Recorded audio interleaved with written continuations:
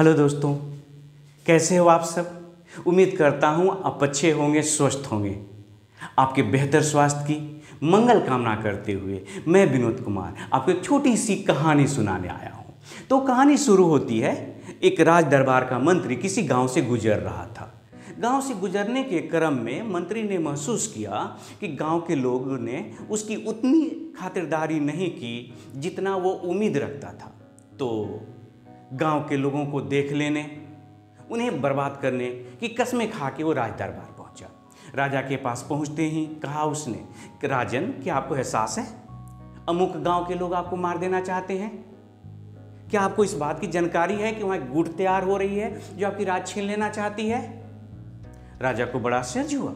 वो प्रजा से प्रेम करता था, बहुत ही दयालु था, लेकिन क्या करे, इस बार बात उसके जान की थी, इस बार बात उसके राज्य की थी। उसने एक फरमान जारी किया और फरमान ये जारी किया कि पूरे गांव के लोगों को बंदी बना दिया जाए और बंदी बना करके एक बड़े से कारागार में उन्हें डाल दिया जाए। तो राजा के हुक्म का पालन हुआ।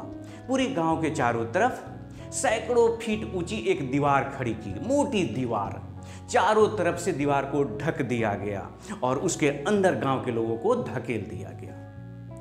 रोशनी के अभाव में गांव के लोग मरने लगे, लेकिन उस अंधेरे में भी कुछ नया जीवन पनपने लगा और इस तरह से अंधेरे में एक नया जीवन जीने का आदी हो गया।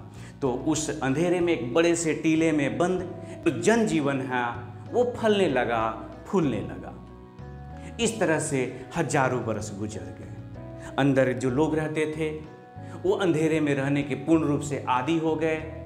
उनको इस बात की जानकारी भी नहीं थी कि बाहर में कोई दुनिया है और बाहर के लोग भी ये भूल चुके थे कि इस टीले के अंदर में कोई जनजीवन रहता है। एक बार की बात है कि एक नौजवान जो खोजी स्वभाव का था, वैज्ञानिक सोच का था, दीवार से जाके कान टकराया। जब कान लगाया दीवार से तो उसको एहसास हुआ कि बाहर से कुछ आवाज़ आ रही है।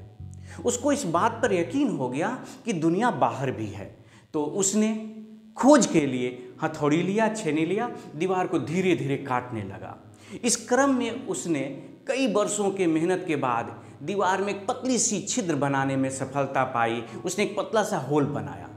जब उस होल से वो बाहर देखने की कोशिश किया तो धड़ाम से गिर पड़ा, क्योंकि उसकी हजारों वर्ष की पीढ़ियाँ जो कि अंधेरे में रह रही थी, प्रकाश में देखने योग्य नहीं रह चुकी थी। तो वो गिर पड़ा, लेकिन वो हार नहीं माना, पुनः उस छिद्र से बाहर देखने की कोशिश किया। इस तरह से वो बरसों कोशिश करता रहा। बरसों के बाद उसकी आंखें इतनी काबिल हो गई कि रोशनी में देख सके। उसने जब बाहर देखा रोशनी में, उससे आश्चर्य हुआ कि बाहर लोग हैं, खूबसूरत फूल हैं, पंछियां हैं, पेड़ हैं, पौधे हैं। वो खुशी के मारे नाचने लगा, खुशी से झूमता हुआ, पागल हुआ, पूरे गांव के लोगों को इकट्ठा किया और उसने कहा कि क्या आप लोगों को एहसास है कि दुनिया बाहर है? लोगों ने कहा कि कौन सी दुनिया की बात कर रहे हो? उसने कहा कि हमने देखा है, आपको भी मैं दिखा सकता हूं अगर आप चाहें तो। हम लोग कैद हैं यहाँ, वास्तव में आज़ादी बाहर है। वहाँ पर सुंदर सुंदर फूल हैं, पंछी हैं, लोग हैं, बाहर में बहुत चहल पहल है, हम यहाँ पर कैद हैं। गांव के लोगों ने कहा कि तुम पागल हो गए हो क्या? कौन सी दुनिया की बात कर रहे हो? हमारी पीढ़ी हजारों वर्षों से इसी तरह से रहती है, किसी बाहर की दुनिया की चर्चा तो नहीं हुई। उसने कहा कि हाँ, बिल्कुल सही है, किसी बाहर की दुनिया की चर्चा नहीं हुई है, लेकिन ये सत्य है कि बाहर में दुनिया है। मैंने अपनी आंखों से देखा है, आपको भी दिखा सकता हूँ। तो कुछ लोगों को उसने तैयार किया कि चलिए हम आपको दिखाते हैं उस रोशनी में। जैसे लोग वहाँ पर पहुँचे, जैसे बाहर देखने की कोशिश की, वो धड़ाम से गिर पड़े, क्योंकि उनकी आंखें उस प्रकाश में देखने योग्य नहीं थी। बार बार कोशिश करने के बाद जब कुछ नहीं दिखा तो लोगों ने कहा कि ये पागल हो गया है, इस छिद्र को जल्दी से बंद कर दिया जाए। लेकिन वो माना नहीं और बड़ा छिद्र बनाया और बाहर की दुनिया में निकल करके और ये साबित किया कि वास्तव में दुनिया तो बाहर है। दोस्तों, ये कहानी हमें सिखाती है कि आप अपने रूढ़िवादी आवरण में ढके हुए हैं। अगर आप अपने सपने को देखना चाहते हैं तो आपको रोशनी की ज़रूरत है, और रोशनी बाहर है। आप चाहते हैं अपने सपने को जीना, चाहते हैं कि अपने सपने को साकार होते हुए देखें और झूमें, नाचें, खुशी से नाचें, तो ये ज़रूरी है, ये जो आवरण है, जिस आवरण में खुद को छुपाया हुआ है आपने, जहाँ पर आप समझते हैं कि यही मेरी दुनिया है, उससे आपको बाहर निकलना ही होगा। अगर आप बाहर निकलेंगे तो पता चलेगा कि वास्तव में दुनिया तो बाहर में थी, आप तो एक कमरे में कैद थे।